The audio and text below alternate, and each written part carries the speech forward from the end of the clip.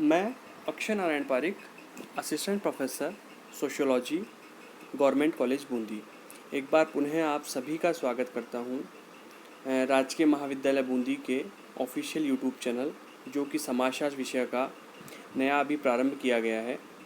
और इस पैंडमिक के काल में हम सभी का ये कर्तव्य है कि हम लोग घर पे रहें, सुरक्षित रहें, और जब तक स्थितियाँ सामान्य नहीं हो जाती तब तक हम इसी प्रकार से अध्ययन अध्यापन करते रहें।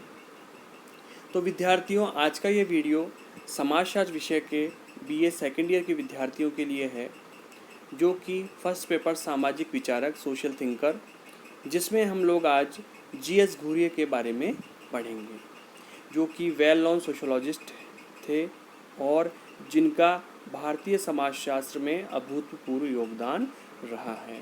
या ये कहें कि जो प्रारंभिक भारतीय समाजशास्त्र था, जहाँ से भारतीय समाजशास्त्र की शुरुआत रही है, तो हम लोग जीएस घुरिये का नाम बहुत आदर से लेते हैं। तो चलिए प्रारंभ करते हैं सबसे पहले जीवन परिचय से। तो जो घुरिये हैं, उनका पूरा नाम था गोविंद सहाय घुरिये, और चाहे बौद्धिक दृष्टिकोण से देखें या अकादमिक दृष्टिकोण से देखें, उनका भारतीय समाजशास्त्र में एक महत्वपूर्ण योगदान रहा है। उनको भारतीय समाजशास्त्र का जनक भी कहा जाता है, क्योंकि जब भारतीय समाजशास्त्र प्रारंभिक अवस्था में था, उस समय सर्वप्रथम जीएस घुरिये को मुंबई विश्वविद्यालय का समाजशास्त्र का अध्यक्ष बनाया गया था पैट्रिक गिट्स के पश्चात। तो जो सबसे प्रथम भारतीय समाजशास्त्र का अध्यक्ष रहे हैं, भारतीय समाजशास्त्र को प्रारंभ करने का जो श्रेय रहा है, वो जीएस घुरिये को रहा है। साथ ही यदि हम बात करें उनके व्यक्तित्व के बारे में, तो एम एन श्रीनिवास ने जीएस घुरिये के लिए जो कहा है कि यह बात कोई नहीं भुला सकता कि उनका व्यक्तित्व महान था। वे उन व्यक्तियों में से थे जो भारतीय समाजशास्त्र के निर्माताओं में शामिल किए जाते हैं। उन्होंने भारतीय समाजशास्त्र का भविष्य दिखाया है, तथा साथ ही वह इस पीढ़ी के समाजशास्त्री थे। यह कहा जा सकता है कि घुरिये के मुकाबले किसी ने इतना अधिक कार्य नहीं किया है। तो एम एन श्रीनिवास ने जीएस घुरिये के लिए जो बात कही, उससे ये स्पष्ट होता है कि उनका अकादमिक कार्य, साथ ही साथ उनका बौद्धिक कार्य और उनके निर्देशन में जो शोध कार्य हुए, वो इन सभी को मिला के उनका अभूतपूर्व योगदान रहा है। जीएस घुरिये का जन्म 12 दिसंबर 1893 को सारस्वत ब्राह्मण परिवार में महाराष्ट्र के मालवा नामक स्थान पर हुआ था। 1893 में जीएस घुरिये का जन्म हुआ था, और 91 वर्ष की अवस्था में 1986 में मुंबई में, जो कि पहले बम्बई कहा जाता था, उनमें उनका देहावसान हुआ है। और जो मुंबई में समाजशास्त्र है, वो घुरिये के नेतृत्व में ही फला फूला या विकसित हुआ। जब सर्वप्रथम 1919 में बम्बई विश्वविद्यालय में समाजशास्त्र विषय को प्रारंभ करने के लिए पैट्रिक गिट्स को आमंत्रित किया गया, पैट्रिक गिट्स को समाजशास्त्र का प्रथम अध्यक्ष बनाया गया। उसके पश्चात 1924 में घुरिये ने रीडर के पद पर कार्य करते हुए बम्बई विश्वविद्यालय में समाजशास्त्र विभाग के अध्यक्ष का पद ग्रहण किया। उसके पश्चात 1934 में वे प्रोफेसर बने और 1959 में सेवानिवृत्त या रिटायर हो गए। और 1959 में सेवानिवृत्ति के बाद भी बम्बई विश्वविद्यालय ने उन्हें प्रोफेसर एमिरेटिस बनाया या उसकी उपाधि दी, और वे अकादमिक कार्य में निरंतर व्यस्त रहे। 1971 में उनके अंतिम विद्यार्थी ने शोध प्रबंध प्रस्तुत किया, अर्थात अंतिम पीएचडी जो उनके अंडर हुई, उनके सुपरविजन में हुई, वो 1971 में हुई। और लगभग 50 वर्ष की अवधि में उन्होंने लगभग 71 विद्यार्थियों को पीएचडी कार्य करवाया या शोध का निर्देशन करवाया, और लगभग 40 शोध प्रबंध पुस्तक भी उनमें से प्रकाशित हुए।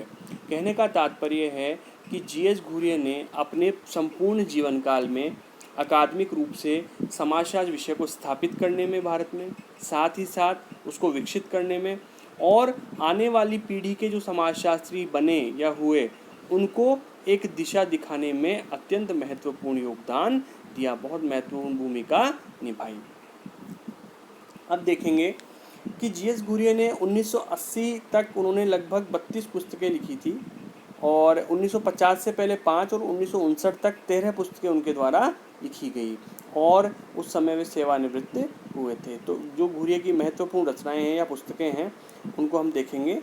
और हम ये जानने का प्रयत्न करेंगे कि वास्तव में जीएस घुरिया का जो योगदान था वो किस प्रकार से भारतीय समाज के लिए प्रकार्यात्मक था, इम्पोर्टेंट था, और किस प्रकार से उन्होंने भारतीय समाजशास्त्र को अपने लेखन से, अपनी लेखनी से किस प्रकार से प्रभावित किया।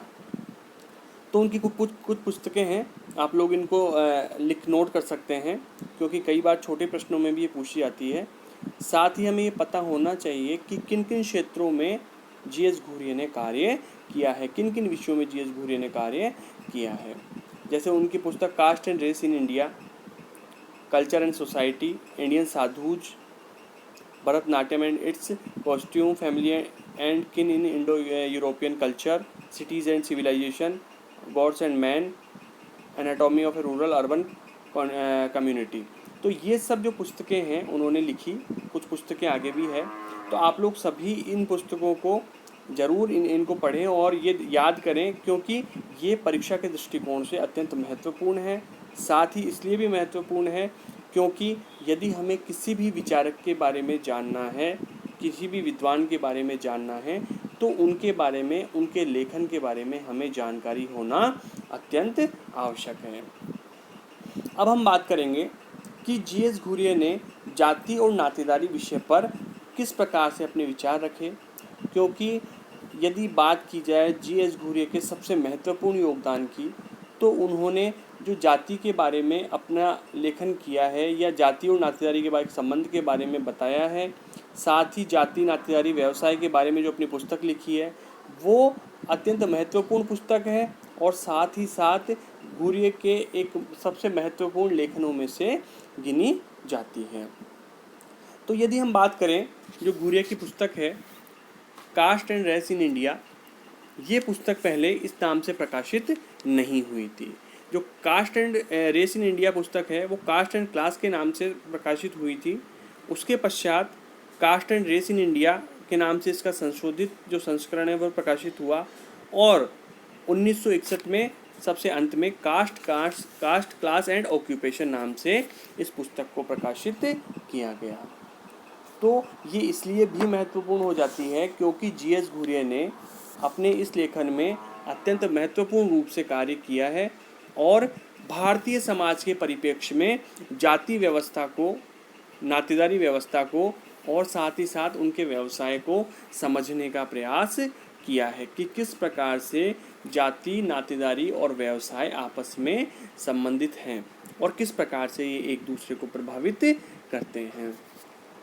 अब बात की जाए तो जो घुरिया का जाति व्यवस्था का अध्ययन है वो ऐतिहासिक, तुलनात्मक और समन्वयात्मक परिप्रेक्ष्य से किया गया है कि किस प्रकार से जाति व्यवस्था का इतिहास रहा, किस प्रकार से तुलनात्मक रूप से जो जाति व्यवस्था है उसमें कैसे परिवर्तन आए और किस प्रकार से जो सामंजस्य समन्वय है वो बना रहा। इन सभी संदर्भ में जीएस घुरिया ने जाति व्यवस्था का अध्ययन किया है या उसके बारे में बताया है।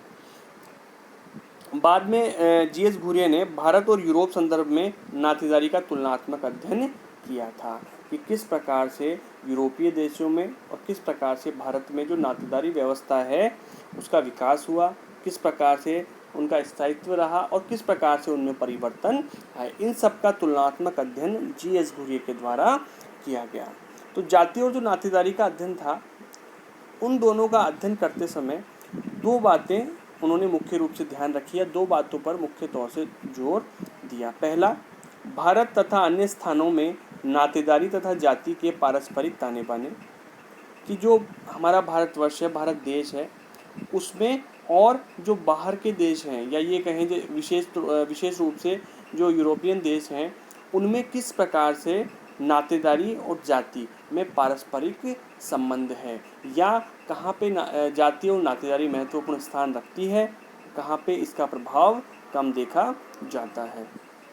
दूसरा है नातेदारी तथा जाति की समन्वयात्मक ऐतिहासिक भूमिका, कि नातेदारी और जाति किस प्रकार से समन्वय रखती है और किस प्रकार से समन्वय बिठाकर अपना स्थायित्व, अपना अस्तित्व बनाए रखा है इन्होंने। अब बात करेंगे कि जीएस घुरिया ने जो जाति व्यवस्था है उसके प्रकार्यात्मक स्वरूप को किस प्रकार से बताया है। क्योंकि जो जी.एस. घुरिया का जो सबसे महत्वपूर्ण जो जी.एस. घुरिया का जो लेखन है या बात की जाए कि जिसके बारे में उन्होंने सबसे अधिक बात की है, वो जाति के बारे में बात की है और परंपरागत जाति व्यवस्था जो है उसके बारे में बताया है कि किस प्रकार से उसका प्रकार्यात्मक स्वरूप स्पष्ट हो सकता है या प्रकार्यात्मक स्वरूप स्पष्ट किया है। तो जो सबसे पहली विशेषता जाति की बताई है उन्होंने, वो है खंडात्मक विभाजन। अब जैसा कि इसके नाम से स्पष्ट है कि सेगमेंटल डिवीज़न ऑफ सोसाइटी, समाज का खंडात्मक विभाजन। अब यदि बात की जाए तो हिंदू समाज जो है या ये कहे हिंदू जाति है, हिंदू धर्म के अंदर जो जातियाँ आती है वो उनका जो स्वरूप था, उनका जो समुदाय का जो स्वरूप था वो समरूप नहीं था। प्रारंभ से ही देखा जाए तो वो एक जैसा उनका जो समुदाय का जो स्वरूप था वो एक जैसा नहीं था। यदि व्यवहारिक रूप में हम देखें तो व्यवहारिक रूप में भी हमें ये स्पष्ट होगा कि हम देखेंगे कि जो जाति व्यवस्था है वो अनेक खंडों में बटी हुई है। वो खंड ऐसे हैं कि उन खंडों में अपनी सांस्कृतिक विशेषताएं, अपनी संस्कृति या अपने समाज के जो सामान्य नियम हमें स्पष्ट रूप से देखे जा सकते हैं। तो जो पहली विशेषता है वो है समाज का खंडात्मक विभाजन, कि जाति व्यवस्था ने भारतीय समाज को विभिन्न खंडों में विभाजित किया है, जिनकी अपनी स्वयं की एक संस्कृति होती है, जीवन जीने का तरीका होता है, अपने एक सामान्य नियम होते हैं।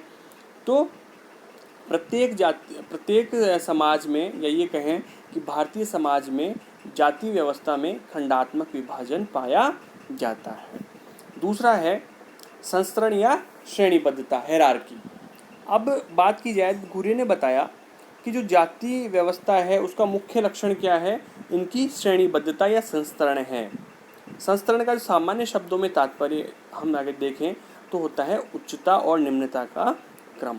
तो जो भारतीय जाति व्यवस्था है उसमें जी.एस. घुरिया ने उच्चता एवं निम्नता के क्रम को बताया है कि किस प्रकार से जाति व्यवस्था उच्च और निम्न पाई जाती है और किस प्रकार से जाति व्यवस्था में संस्तरण पाया जाता है। अगला है पवित्रता एवं प्रदूषण। इसको हम कह सकते हैं कि जो भोजन और सामाजिक समागम है उस पर किस प्रकार से प्रतिबंध लगाए हैं, एक विशेषता ये बताई है जाति व्यवस्था की। अब हम देखेंगे कि जो विभिन्न जातियां हैं उनमें उनको जब संस्तरण में बांटा जाता है तो पहला स्थान ब्राह्मणों को या द्विज जो कहते हैं उनको दिया जाता है, और दूसरा स्थान उन लोगों को दिया जाता है, उन जातियों को दिया जाता है जिनके हाथ से ब्राह्मण पक्का भोजन ग्रहण करते हैं, अर्थात उनके हाथ का बना खाना खा सकते हैं। और तीसरे स्थान पर वे जातियां आती हैं, उनको उन्होंने रखा है जिनके हाथ से ब्राह्मण मात्र जल ग्रहण कर सकते हैं। तो जी.एस. घुरिया ने अलग अलग प्रकार से ये बताया है, अलग अलग प्रकार से बांटा है कि पहला वे जो ब्राह्मण हैं या उच्च जातियों को रखा, दूसरा उन जातियों को रखा जिनके हाथ से ब्राह्मण भोजन ग्रहण कर लेते हैं, तीसरे स्थान पर उन जातियों को रखा जिनके हाथ से ब्राह्मण मात्र जल ग्रहण करते हैं, चौथे स्थान पर उन अछूत जातियों को रखा जिनके हाथ से ब्राह्मण जल ग्रहण नहीं करते हैं, और अंतिम स्थान पर वे जातियाँ आती है जो कि अस्पृश्य जातियों की श्रेणी में रखी। तो ये जो उन्होंने स्वरूप बताया वो पूरा परंपरागत जाति व्यवस्था का स्वरूप बताया। यदि वर्तमान परिप्रेक्ष्य में हम देखेंगे तो वर्तमान परिप्रेक्ष्य में इनमें बहुत अधिक अंतर आया है या धीरे धीरे इनमें परिवर्तन आया है, और जाति व्यवस्था वर्तमान स्वरूप में भी विद्यमान है, परंतु जाति व्यवस्था का जो स्वरूप है वो पूरी तरह से बदल गया है। अगला है नागरिक तथा धार्मिक अधिकार तथा वंचनाएं। अब बात करें, जी.एस. घुरिया ने बताया कि जो जाति संरचना है उसमें उच्च जातियों को अधिकतम विशेषाधिकार प्राप्त होते हैं और न्यूनतम उनकी असमर्थताएं या वंचनाएं होती हैं। कहने का तात्पर्य है जो उच्च जाति है उनको अधिकार अधिक और उनको कर्तव्य या उनके जो वंचनाएं हैं, उनके जो नियम हैं, उनकी असमर्थताएं हैं वो कम होती है, जबकि इसके विपरीत जो निम्न जातियां हैं उन पर वंचनाएं अधिक होती है, उन पर नियम अधिक होते हैं और उनके विशेषाधिकार जो हैं, उनके जो अधिकार हैं वो कम होते हैं। तो मुख्य रूप से ये अंतर बताया है कि किस प्रकार से उच्च जातियों और निम्न जातियों में नागरिक और धार्मिक अधिकार और वंचनाएं पाई जाती है। अगला है व्यवसाय के चयन में स्वतंत्रता नहीं।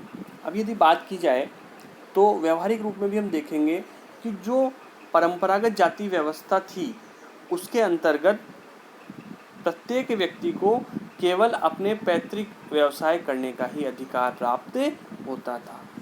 या तो वो अपना कोई पैतृक व्यवसाय करे या उससे मिलता जुलता कोई अन्य व्यवसाय करे। कहने का तात्पर्य है कि जो व्यवसाय का चयन था वो अपने अनुसार नहीं किया जा सकता था। जैसे पहले हम देखते थे व्यवहारिक रूप में, अभी भी जो गांव हैं या फिर हम छोटे जगहों पे देखते हैं, वहाँ हम देखेंगे कि जो व्यक्ति किसी विशेष कार्य को करता है, जैसे कुम्हार जो है वो मिट्टी के बर्तन घड़े वगैरह बनाने का कार्य करता है, तो ठीक उसका जो बेटा है या उसकी आने वाली जो पीढ़ी है वो भी उन्हीं कार्यों को करने लगती है। कहने का तात्पर्य है जो परंपरागत व्यवसाय हैं उन्हीं को चयन करने की स्वतंत्रता प्रदान की गई थी। तो जाति व्यवस्था की एक विशेषता जी.एस. घुरिया ने बताई है कि व्यवसाय के चुनाव में स्वतंत्रता नहीं थी। अगला है वैवाहिक प्रतिबंध। अब यदि हम बात करें वैवाहिक प्रतिबंध की तो जाति व्यवस्था के अंतर्गत ये एक बहुत कठोर नियम रखा जाता है। जैसे यदि बात की जाए कि जाति व्यवस्था के अंतर्गत प्रत्येक व्यक्ति को अपनी जाति के बाहर विवाह करने की अनुमति प्राप्त नहीं थी, अर्थात अंतर जाति विवाह की अनुमति प्राप्त नहीं होती थी। जाति विवाह का जो नियम है वो जाति अंतर विवाह और गोत्र बहिर्विवाह का पाया जाता है। भारतीय समाज की हम बात करें कि तो किसी भी व्यक्ति को अपनी जाति के बाहर विवाह करने की अनुमति नहीं होती है, साथ ही अपने गोत्र के अंदर विवाह करने की अनुमति प्राप्त नहीं होती है। तो ये जो वैवाहिक प्रतिबंध हैं इनको इतना महत्वपूर्ण स्थान रखते हैं जाति व्यवस्था में कि वेस्टरमार्क ने इन्हें जाति व्यवस्था का सार कहा है। अर्थात जाति व्यवस्था, इस नियम को बहुत कठोरता से जाति व्यवस्था में पालन किया जाता है। इस प्रकार से जी.एस. घुरिया ने परंपरागत जाति व्यवस्था की भारतवर्ष में ये महत्वपूर्ण विशेषताएं बताई हैं। और आज के लिए बस इतना ही। अब आगे हम लोग घुरिया के बारे में और पढ़ेंगे, साथ ही साथ अन्य जो विचारक हैं, अन्य जो सामाजिक विचारक हैं उनके बारे में भी विस्तृत चर्चा करेंगे। धन्यवाद।